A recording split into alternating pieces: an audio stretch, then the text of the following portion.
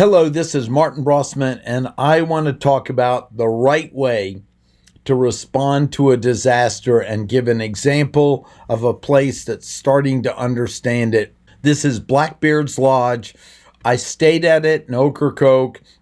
As many of you know, Ocracoke got hit really quite hard by the last storm, and they've posted a great video here of showing they're starting to recover. You see, the normal attitude is don't air your dirty laundry. Don't tell them what's going on. Say we got hit, but we're coming back, and then maybe put a pretty little picture up there that doesn't tell me what's going on. My human nature is now make up the worst, assume the worst. If you've got a disaster that occurs, communicate what's going on. And I know this feels counterintuitive, but I want to show you something here. Here's their video that they put up, showing them working to clean up and what's going on. Even that. Look at the number of responses. 20 shares, 30 comments, 209 pieces. I just got off the phone talking to the owners of this and said, keep it going. You can be the force that helps. And understand, communicate. This is how you reach people. This is how you let them know. Your audience cares, but if you don't let them know, their attention will go elsewhere. Even if they tell you, oh, you got hit, well, we'll make plans for next season to come back.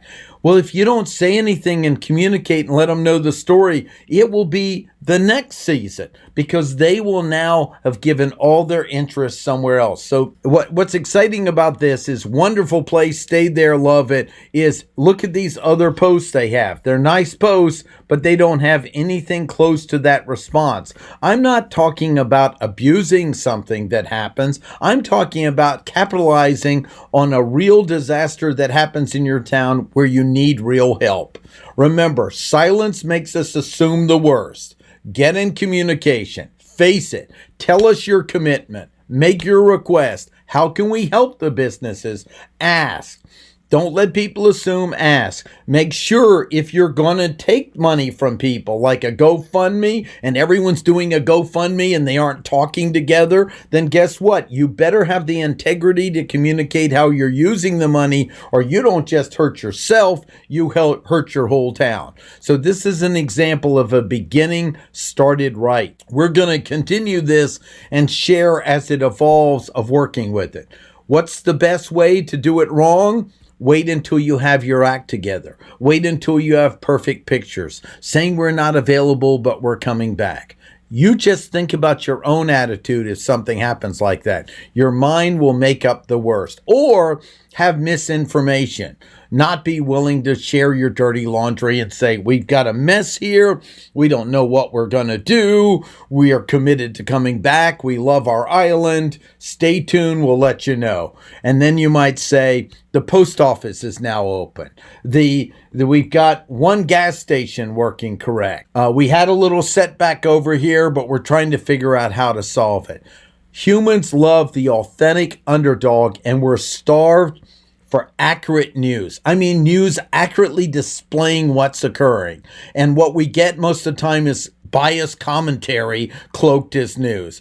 Also, support your local paper. In this area, you have one, talk to them and work with them. Share the stories. Share the human interest stories. There was a great story I heard where someone called the area and wanted news, and they said, did anyone die? Anything happen? Says, no, but we have some great stories of courageous people. They didn't want to hear that. Well, then why aren't you videotaping that and telling the story?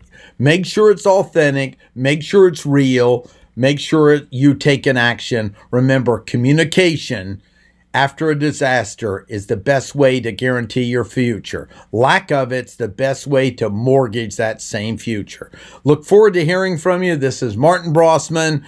And to everyone watching, if you ever hear a disaster, look out for the small businesses in the area. Reach out and ask, how can I help? Because they are the sustainable backbone of our country.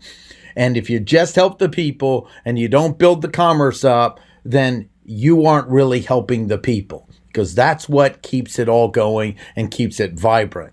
Take care. Have a great day. Thanks for your time watching.